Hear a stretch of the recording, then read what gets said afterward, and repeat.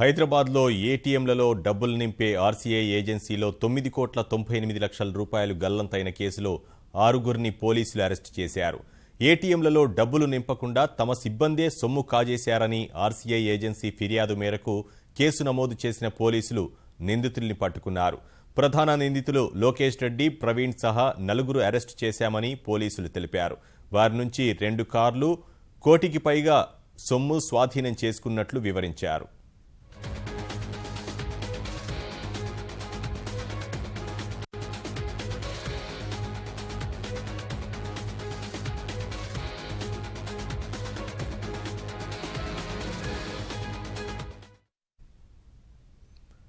హైదరాబాద్లో ఏటీఎంలలో డబ్బులు నింపే ఆర్సీఐ ఏజెన్సీలో 9,98,00,000 రూపాయలు గల్లంతైన కేసులో 6గురిని పోలీసులు అరెస్టు చేశారు.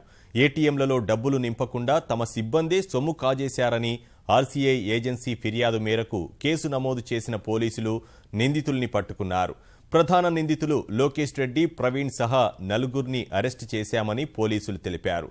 వారి నుంచి 2 కార్లు, కోటి రూపాయలకు పైగా సొమ్ము స్వాధీనం చేసుకున్నట్లు వివరించారు.